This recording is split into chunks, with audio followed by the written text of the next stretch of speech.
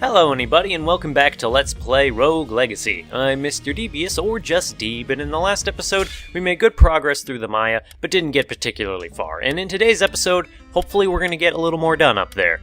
So for our first class we're going to be taking today, we are going to be taking this assassin right here.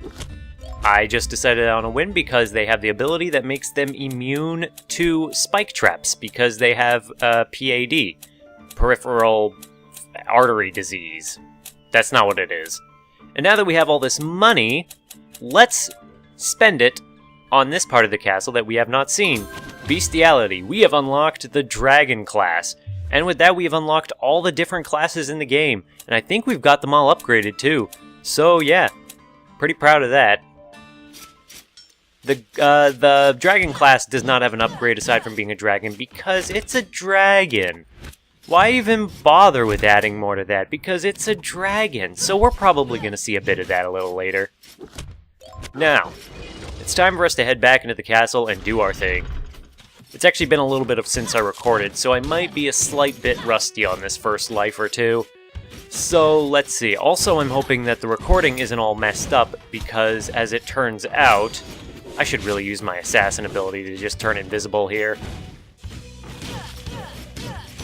I use Shadowplay, or basically I use NVIDIA's GeForce Experience in order to record my gameplay footage, and basically they just had a big update, like today that I just got, and hopefully this means that everything's going to run properly, because I basically had to get all of my settings going again like they were before. So yeah, hopefully that won't be too big of an issue. Also, since the last time I did a little bit of practicing on my New Game Plus file, because as I said, there is a New Game Plus aspect to this game. Also, I thought we were going to get up there using the Assassin's ability, but as it turned out, it was just not going to happen, because the Assassins... I didn't have enough magic for the Assassin to do that. But yeah, I practiced a little bit on New Game Plus, and, well... I remembered and rediscovered some things that are going to be coming up, so now I'm more aware of some of the threats that are going to be looming ahead for us. So hopefully that will help, maybe. And here we have this mini-boss again, good old Bodus. As you can see here, if you stay in the air during this attack, you can have a good time, like, just kind of weaving in between the attacks. That's basically what you have to do. And here, he just kind of shoots around. But he's not too hard once you learn his patterns. He's tough the first 1 or 2 times you fight him, maybe even 3 times, because he's big and he has an easy time hitting you. But once you learn his patterns, he's not that bad, especially if you have the ability to navigate through the air. If you have any air control, Bodus isn't that big of a deal. Also, I'm not doing so hot here with my health, so I need to start playing a little more carefully. So what else is new? And I got the timing on the fireballs wrong, and our assassin is unfortunately dead. Okay, not the greatest start, but that's okay, because now we're not going to be the ectomorph, the giant ectomorph, as much as I would love to be this character, because now we are going to be trying out the dragon. They're going to have their MP and HP pools swapped, and they're also bald. However, they are a dragon. Also, I was able to confirm that indeed, what was I saying? That certain classes can only get certain spells. Like, only the Lich can get the Crow Storm, but they can't get a bunch of other spells. Like, they can't get knives, they can't get giant swords. There's a whole chart of them on the wiki. So here's what the dragon's magic is. It lets them do that. Their ability is just, you can switch between flying and not flying. And we'll see how effective this is as we go into the castle. First things first, though, it's time for us to maybe spend some money on something new, perhaps? I guess we could put in the Blood Sword and see how that'll go for us, except it's too expensive, so... Sure, let's try putting on a red helmet and see how far we get with this. Oh my god, we're so mismatched.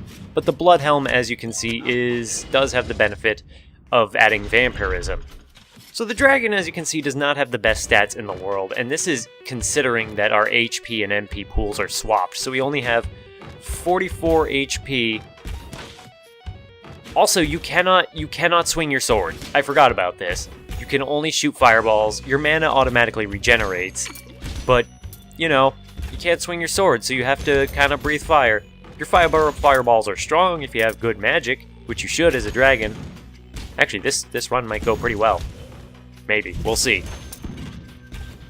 Those are famous last words, and if you spam your fireballs too quickly, then you're gonna be in trouble. So far, this is going all right, though.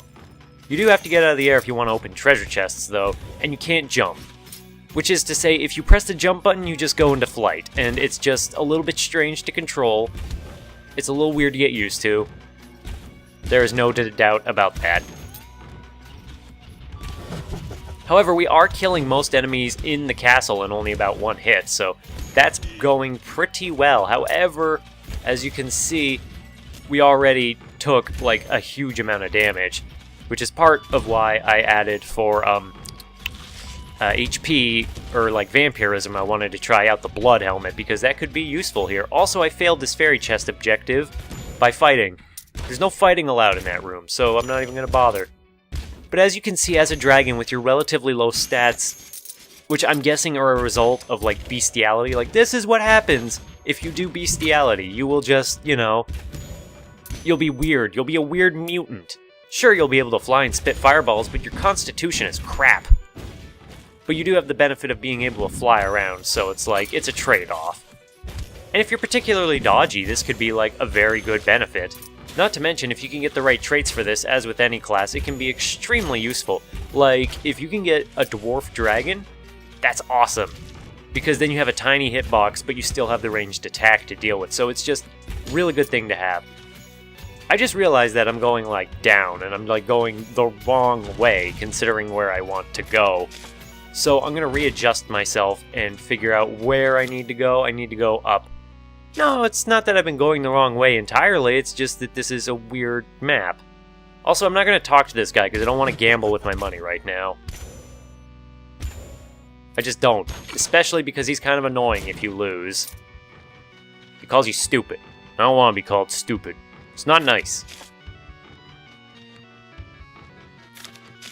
How convenient, then, that this objective has us have no jumping and we can't even jump. Normally we would have to do sliding in this room, but since we can just fly and that doesn't count as jumping, we can easily get that room and head on out. Fly on up here. Whoa. The main thing to get used to this again is just the fact that you don't have a traditional jump. You just go into flight and non-flight modes. And in addition to that, there are actually flight runes in the game you can use. How the hell am I supposed to get over to... well, whatever. I'll do this miserly elf's stupid puzzle. Oh, he's a sore winner. See, he calls us stupid. He's not nice. I hate him. Yeah, one chest per person. What a jerk. I do not like him. He's a sore loser, and I hope he dies. Maybe that's a little mean to say. Also, I got a comment from a friend of mine, Berter, that he thinks that the castle has gotten bigger, or at least since he played the game, and I'm not sure about that, if that's the case, but it does definitely feel like that for me too, like they made the castle bigger in some way, and it takes longer to get through than it did before. That's the way it feels. I'm not sure why. That's just the way it is. And we're dead. This dragon could not handle that fireball, and he is dead. Sir Kenny IV has been slain by a Sawlock. So as you can see, the dragon has a lot of potential, but it's basically a glass cannon, and you can just die and die and die. Alright, for our last life, we are going to be going on with the Spelunker, Sir McGlattery. What an awesome name. EHS means they'll have all the platforms activated, and I didn't notice what the other one was. Sorry. Also, we're going to be putting our other helmet back on because I want the extra health, please. Because I don't have a lot of health to work with here. And since we're here, I think I'm going to change one of my runes if I can afford it. Just barely, yeah. I'm going to change one of my runes into the balance rune, which basically gives you back HP and MP for killing enemies, and I think that's worth one bounty rune, because otherwise we have more than we need. So yeah, it's time to head back into the castle, and hopefully we can get ourselves some sweet loot with our sweet spelunker. It's all over there though, so it might take a little bit to get over there. First, let's do the little trick that I showed you. Also, we're a savant, so our magic ability is going to change every time we use it. Fun times. Fun times indeed. Well, at least we're making a joke out of this part of the castle, so that much is nice at least.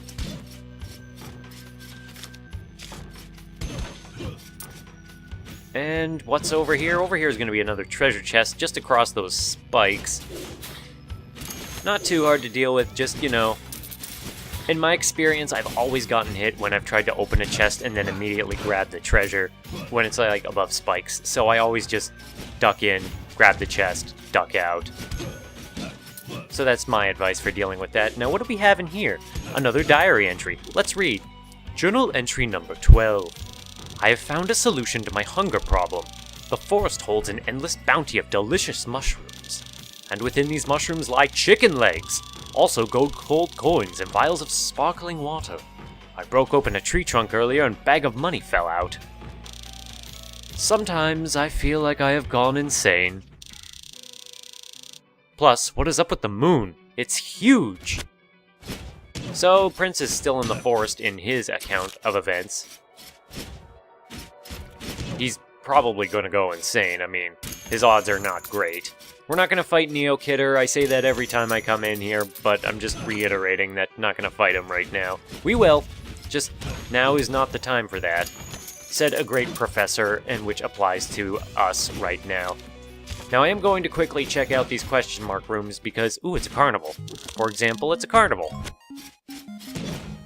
Okay, so we're going to try this challenge again to just break enough of these. I should probably jump a little bit in general just to get these done.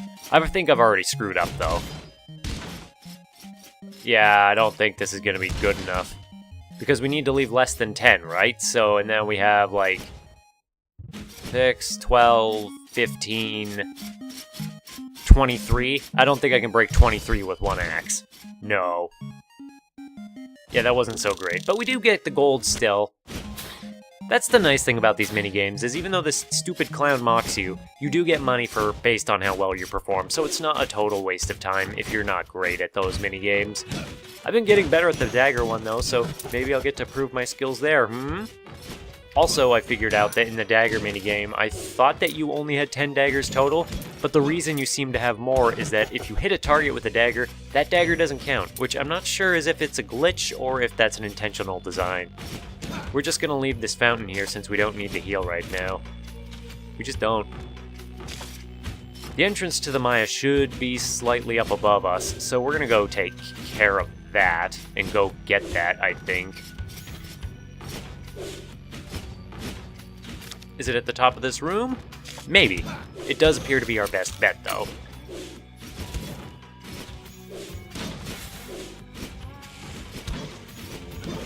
Fortunately, now it's dragging us over to the left. It definitely feels a lot more complicated getting to the Maya than it did the first time I played the game, but again, I might just be crazy. And, I mean, we had an easy enough time actually finding it once we got in here, so maybe I am even more crazy. Now here we got some plant monsters. No biggie. They don't even move around. So now we can get some fat loot and get super rich. Now here we have one of these don't take any damage rooms, but I don't trust myself to dodge these spikes, so I'm just not going to bother, especially since HP is a bit of a premium when you're playing as the Spelunker, and I don't want to risk losing it. We do have to get past a Hulk guard down here. Or we don't, or it's just kind of a trap to just, you know, waste your time if you come down here. However, not a big deal. Did I break this stuff? I didn't remember breaking this stuff. Eyeball hurts. Now, a Siphon Rune doesn't heal that much HP right now, but it will pay off later, if I have my say. Oh man, I did not realize I triggered another one of these guys. And we're dead. I should not have used the spike balls. lesson learned. On the plus side, we did get a good amount of money, so I'm not too upset about that. Well, these lives haven't been super great, but I don't think they've been too terrible either. Hopefully on the next episode, though, we're going to be making some progress in getting toward the boss of this area, so hopefully then. I hope you enjoyed today's episode otherwise, though, and checking out the dragon, and if you want to see more Rogue Legacy, then I just hope to see somebody in the next one. I'm Mr. Devious, or just Deeb. Bye-bye.